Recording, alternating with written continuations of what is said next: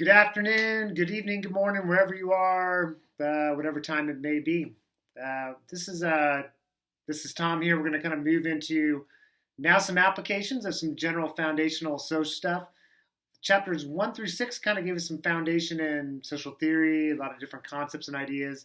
We applied them to deviance in chapter 7, and now we're going to move on to stratification, both social stratification, thinking about more domestically within the United States, within groups within the United States, and then think about kind of global stratification, the other side of that. My goal here is just to provide you a couple different things to think about, a couple different ideas, kind of explain things a little bit more before you dive into the readings. The first thing to kind of identify is that stratification, sort of a layering between, sort of think about it as a hierarchy or a layering of different positions, different distribution of economic rewards, distribution of resources. So that's what we're thinking about with stratification. Stratification is a trait of society, not individuals. So individuals do not determine stratification. It's a characteristic of societies themselves. All societies have some degree of stratification. I should say all societies, you could go to hunting and gathering societies, and hunting and gathering societies, there'd be some element of organization that would have a sense of structure. That would be a hierarchy, but not like we have a hierarchy starting with the agricultural-based societies all the way up to industrial and post-industrial societies where we're at today. So where we're thinking about stratification, we're thinking about its place in contemporary society. Think about stratification as a trait of cultures and society, not the individual. And the importance of that is to recognize that stratification exists across all modern societies, right? But it exists in different ways to different degrees, different logics behind it, different ways of thinking about it, based on the economics and political kind of context of a nation, as well as kind of cultural values and ideals that influence how we think about stratification. So in the United States, we have a cultural value that places a lot of privilege on the individual. We talk about rugged individualism, this idea that you pull yourself up by your own bootstraps. Americans tend to have a hard time recognizing the determinist side of things, about the ways in which social forces operate in our lives that influence kind of our experience in this world. We tend to, with our lens on rugged individualism in America, we tend to minimize the impact of access to quality of education. We minimize the impact of economic position, of race position, of gender, of region of the country. We minimize these external factors and we place it on the individual. And that gets us sometimes in a lot of trouble, where we see that poverty is largely, our cultural values would say, poverty is caused by individuals not doing enough to help themselves.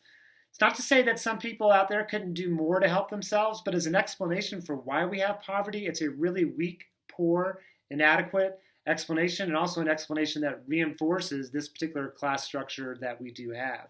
So in sociology, we're encouraging to think about stratification as a trait of society and how these traits and characteristics change over time, and how our values kind of influence how we think about stratification and think about some of those kind of things. Let's see what else here. So think about also, the kind of the environment that we're in. Say we're in a postmodern society or a post-industrial society. Industrialization started in the 1700s, 1800s, and then in the 1960s, 70s, we started to transition to a post-industrial society. Post-industrial means that our economy is based on a service-based economy much more than a manufacturing-based economy. The financial sector has much more of a powerful role in our communities and our lives. We're organized in terms of our political organization as a government, and the private sector are organized in a different way under a post-industrial society. So it's information, technology, and service kind of stuff is what goes on in a post-industrial society. Well, there's a tendency in post-industrial societies for a couple things to happen. One of them is that union membership, this is particular to the United States, that union membership goes down. Labor unions historically have been a powerful place where workers could have a voice in the conditions of their labor, including wages and compensation. With a post-industrial society, our union membership has significantly declined. In fact, in the United States, the number one sector of employment that has unionized employees is the public sector, not the private sector. So it's federal employees tend to be the largest category, or are the largest category, tend to be unionized. School teachers, firefighters, law enforcement, these are all, government supported positions. And that becomes important because, the question becomes how do workers have a voice in setting or, influencing the conditions and the conditions of labor as well as compensation. Well, if you don't have a strong representation, that means the potential would be that those in positions of power could exert a lot of influence over the workers themselves. So in a post-industrial society, you see a decline of union membership. You see an increase in the requirements for education to get the service level jobs, right? So we talk about in sociology about credential inflation. It takes more and more degrees to get your foot in the door to get things started. That's kind of an expression of a post-industrial society. We favor more credentials, we favor more education, and things are getting more technical, more sophisticated. So some of that education is required to do some of that kind of work. But the challenge becomes one, if it requires more college education, are we going to see kind of a bifurcation of those who have and those who do not, and those who are the have-nots? If we are in a society that requires more advanced education to get into certain sectors of employment, and we don't have a system that's set up to provide equal access to education or a more equitable access to education, we're going to foster kind of a further divide between those who have resources and those who do not, just to kind of oversimplify. So this is what I mean by a trait of society, and thinking about the economic kind of stratification that we have today is not because of people doing or not doing things in particular ways in terms of their work ethic. It's rather just an expression of cultural values, how we think about things, and also about things like technology, the move to a different kind of society, and these kind of forces that come into play. One more concept related to this to kind of really tease out this idea about a trait of society is a concept called structural social mobility. And I think this concept to me has always been a really powerful one to kind of illustrate how stratification is a trait of society and how that trait is situated within a historical context and a cultural context. Okay, so the idea, let's define the term structural social mobility. So the social mobility part means movement up and down. How mobile are you? Americans think that there's much more social mobility between one generation and the next than there actually is. The research says that actually the social mobility has declined in recent years. So the likelihood of moving up and down is actually people are moving less frequently across classes than in previous generations. So people are more stuck, right? Well, if you're middle class, upper middle class, wealthy, that may be okay, but it's still limiting people's opportunities, right? The working class, the lower working class, the lower middle class are struggling in this new kind of an economy where, it's just tougher to get ahead. And so we have to look at these structural forces that are going on. So social mobility on one side of movement, and then the structural side. So it's not an individual social mobility like, likelihood that I'm going to move up and down or across one generation or multiple generations like the people within a family move across kind of class lines. That's all about individual or intergenerational mobility. We're talking about structural social mobility. We're talking about the structure of society has shifted that's impacted the degree of mobility. So, okay, let's kind of go back to this idea of like when we had industrialized economies and we had a manufacturing-based economy. You had certain cities like Baltimore. I'll just give you a few examples. Baltimore, Detroit, ones that people often think about. They had heavy manufacturing bases and a lot of jobs, a lot of good-paying jobs, unionized jobs. People had viable employment, and the communities were more stable. Crime rates lower, drug use rates lower. A lot of different factors maybe for that, but the communities were more stable than they are today. There was less poverty, less social problems and issues. Well, structure of society shifted, right? We moved to this post-industrial economy in the 1960s and 70s. Detroit, Baltimore, other major cities experienced deindustrialization. This moved to this new economy. People that had the resources to leave, most of them left, moved out to the suburbs where jobs were increasingly placed. Which made further problems in the inner city, right? People who had the resources to leave, these are people who are leaders in the community, people who are bringing positive things in the community, had the resources to do that. So you had this movement of people leaving that could. You had increased poverty because jobs went away in an increasing number, so the manufacturing jobs left, and other jobs didn't come in their place. So high unemployment, with high unemployment comes increased poverty, et cetera, right? Increased problems with crime, the schools start to break down, infrastructure starts to break down, so a lot of different things like that. So that's all structural related things. This new economy that we're in has had a significant and detrimental impact for certain segments of our economy. I think one way of looking at the support for Trump in certain areas around the nation when the election was going on was an expression of this structural social mobility. There are a lot of pockets of our community that have been really adversely impacted by this new economy.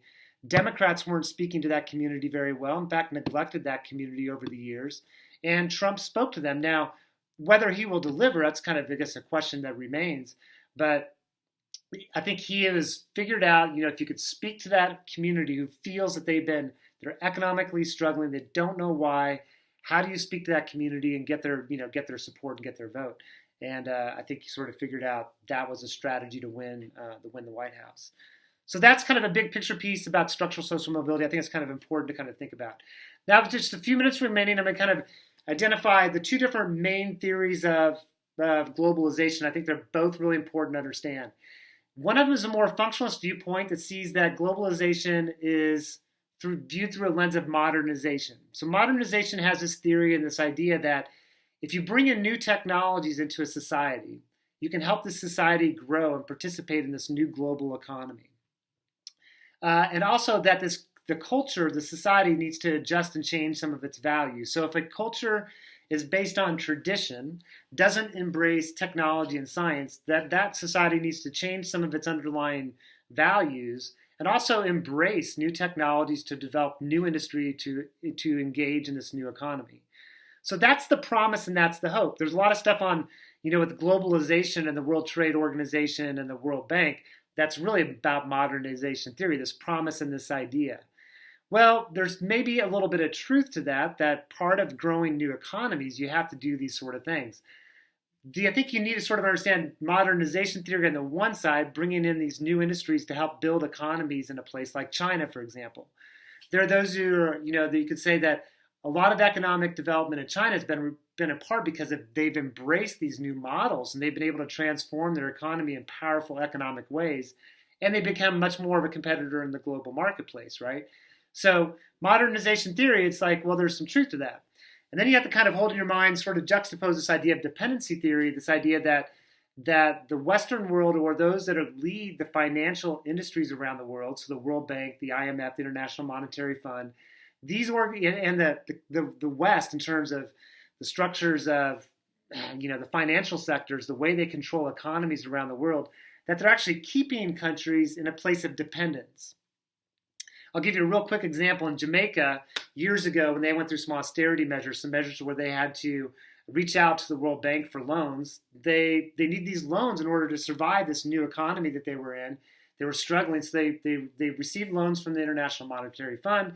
It came with conditions about how that money was to be spent and what they're going to do with opening up their markets. Well, they opened up their markets for things like for milk. They had a viable dairy industry, but they were required to open up their milk for import from outside. The imports that were coming from the outside, for example, in one case, it was subsidized. It was dry powdered milk coming in from the United States. That milk was subsidized in the United States, being brought to Jamaica, where Jamaicans could purchase it at a much lower rate than they could before, compared to dairy milk produced in Jamaica. So so you have this sort of powdered milk, less expensive, dairy milk that's coming from Jamaica, much more expensive now. Consumers, meaning money's tight in Jamaica, so people started to buy powdered milk. Well, what happens to the industry, right? Dairy industry in Jamaica basically fell away. So now all of a sudden, Jamaica is dependent upon imports for this particular product of milk now. And now all of a sudden, they're at the mercy of these transnational corporations or this global marketplace in terms of their economic position. So they're not economically independent. They're much more economically dependent on these nations. This is a powerful area. This is a key area of sociology, stratification, that we're going to start kind of getting into. We're talking about class stratification, global stratification this week. Now we're going to start to move into gender stratification, race stratification. This is like really core components of structural forces, macro level things that are going on that are shaping our communities, our ways of life. And I think that the more that we're engaged in these kind of discussions and gaining information, the more empowered we are, and the stronger our democracy is at the end of the day. I think that's sort of the idea. It's not that there's one right answer, but it's about understanding different theories, different ideas, different applications so that we have a better way of engaging in public debate, public discussion. We're more informed, and we fall less prey to believing this sort of idea about that America is, that a person's position in America is determined by how hard they work. I think that perspective is so limited. It minimizes all the social forces that are in operation, and that idea that it's only determined by the individual reinforces this class structure that maintains significant inequalities between the top and the bottom. I think we have to wake up and recognize that it's both the individual and the context and the environment. It's about distribution of resources, and we have to be engaged in trying to bring about meaningful understanding and meaningful change in regarding to those aspects. Have a great week. Thanks for tuning in to this great channel. Thanks for all that you do. I say that every week, but I really do appreciate everything you're doing for the class. Have a great week, and enjoy the assignments.